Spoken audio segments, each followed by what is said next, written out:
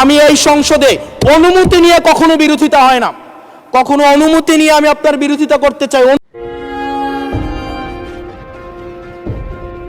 Speaker, আমরা শুনতে পেয়েছি বা দেখতে পাই এবং সরকার দলেরই অনেকে মাঝে মাঝে আমাদের কাছে এসে দুঃখ প্রকাশ করে যে আসলে আমরা জেল খেটেছি, আমরা কষ্ট করেছি, আমাদের সন্তানদের সাথে আমরা থাকতে পারি নাই, কিন্তু আমাদের দলে কিছু কিছু মানুষ বসুন্ধরার অ্যাডভাইজার হিসেবে কাজ করে, তাদের মিডিয়ার অ্যাডভাইজার হিসেবে কাজ করে। মাননীয় স্পিকার, যেই মিডিয়া তারেক রহমানকে, মাননীয় প্রধানমন্ত্রী তারেক রহমানকে দেশদ্রোহী হিসাবে ফ্রেমিং করেছে, সেই মিডিয়ার অ্যাডভাইজার হিসেবে আজকে বসুন্ধরা গ্রুপে আজকে এই সরকার দলীয় সংসদ সদস্যদের অনেকেই তারা সেখানে যুক্ত। মাননীয় স্পিকার, এটা আমাদের জন্য না, বরং তাদের সহকর্মীদের জন্য এটি তাদের হৃদয়ে রক্তক্ষরণ হয়, সেটি আমরা জানি। মাননীয় স্পিকার, এই বসুন্ধরার বিরুদ্ধে যারা কথা বলে তাদের বিরুদ্ধে মিডিয়া লেলিয়ে দেওয়া হয়।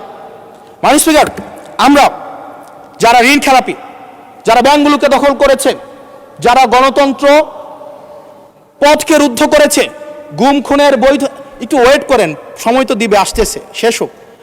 যারা গুম খুনের, আমি আপনাকে বলছি মিস্টার হাসান এইদিকে, ইয়েস মাননীয় স্পিকার, আমি অ্যাড্রেসিং ইউ মাননীয় স্পিকার, যারা গুম খুনের বৈধতা উৎপাদন করেছে তাদের বিরুদ্ধে আমরা অন্তত বিএনপি থেকে স্ট্রিক্ট আমরা অ্যাকশন দেখতে চাই। মাননীয় স্পিকার, মাননীয় প্রধানমন্ত্রী প্রতিশোধ পরায়ণ হন নাই, আমরা সেটাকে ওয়েলকাম জানাই।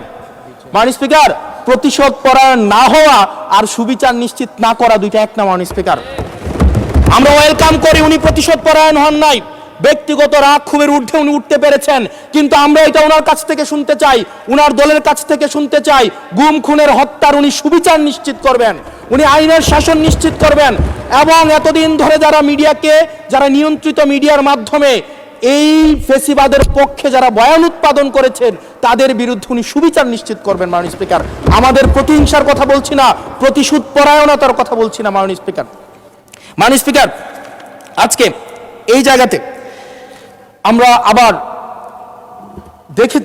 দেখতে পাচ্ছি যেটা আমাদেরকে শঙ্কার মধ্যে ফেলে, রাজনৈতিক প্রতিহিংসার রাজনীতি আবার শুরু হচ্ছে। মাননীয় স্পিকার, একজন সরকার দলীয় একজন প্রতিমন্ত্রীর বিরুদ্ধে কথা বলায় মিডিয়ার একজন সম্পাদকের বিরুদ্ধে মামলা করা হয়েছে। মাননীয় স্পিকার, এটা খুবই দুঃখজনক।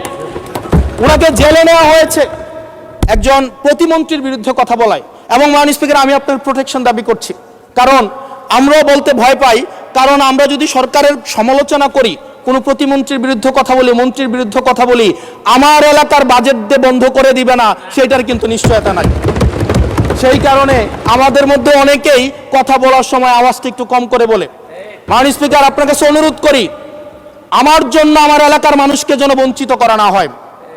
আমি এই সংসদে অনুমতি নিয়ে কখনো বিরোধিতা হয় না, কখনো অনুমতি নিয়ে আমি আপনার বিরোধিতা করতে চাই। অসংখ্য ধন্যবাদ মাননীয় সদস্য, আর দেয়া যাচ্ছে না, আপনাকে সর্বোচ্চ দেয়া হয়েছে, পরের বার please take your seat. Thank you.